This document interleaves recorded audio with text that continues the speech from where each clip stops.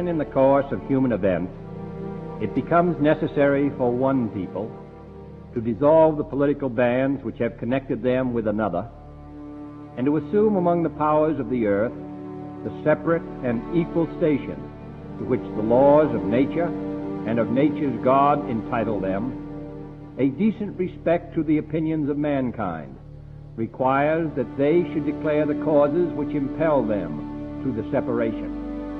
We hold these truths to be self-evident, that all men are created equal, that they are endowed by their Creator with certain unalienable rights, that among these are life, liberty, and the pursuit of happiness, that to secure these rights, governments are instituted among men, deriving their just powers from the consent of the governed, that whenever any form of government becomes destructive of these ends, it is the right of the people to alter or to abolish it. First question is, what does freedom mean to you? Oh, freedom. Freedom is our wonderful country where people have the right to vote for whomever they want to. Anyone can run for offices. You have the freedom to say what you want to say and move around, go wherever you want to go. You can all move to Randolph, Vermont, which is a wonderful place to live, but you have the freedom to move to anywhere you want to, which it's such a different thing. And when I think about the people in the world who don't have just those basic things of being able to go where they want, or be able to say what they want, or be able to choose their government, we have such an incredible gift here. It really is. It's more of a body thing than an idea. It's that I have the luxury of being able to do and think and feel whatever it is I want. Living in this country and being able to do the things that we do because of all the people that have sacrificed their lives for us. Make my own choices, pretty much. Being able to do what you want without the government being able to stop you, like freedom of religion, being able to worship freely and not have the government pounding on your door like they do in some other nations, and freedom of speech, being able to speak your thoughts about what the government's doing, and freedom of arms, of course, being able to carry guns and stuff. Being able to do what you're entitled to do, as in your Second Amendment. That's big at me. I'm the president of the Randolph Fish and Game Club, so that's a big one. The ability to know that you're safe. The right to do what you want when you want to do it without restriction from others.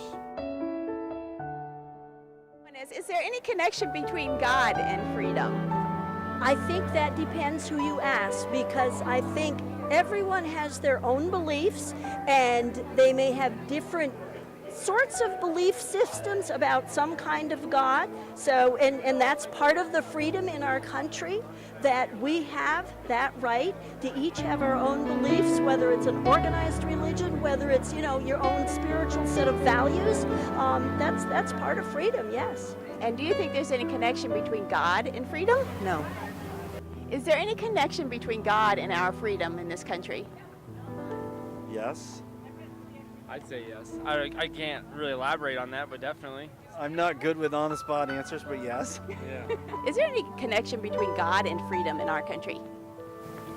I think in some parts of the country there is. I think that there's still spots where freedom of state state and the church aren't really separated, but I think that a majority of the country is. Is there any connection between God and our freedoms in America? I'm sure there is. I don't know how to answer that question. So. Is there any connection, do you think, between God and our freedom here in America? Yes, I think so. Our founders were Christians, and they founded this country upon Christian faith, and they wanted us to, they wanted us to use the freedom of religion and be able to worship freely and speak freely. And to institute new government, laying its foundation on such principles and organizing its powers in such form as to them shall seem most likely to affect their safety and happiness. Prudence indeed will dictate that governments long established should not be changed for light and transient causes, and accordingly all experience hath shown that mankind are more disposed to suffer, while evils are sufferable, than to right themselves by abolishing the forms to which they are accustomed.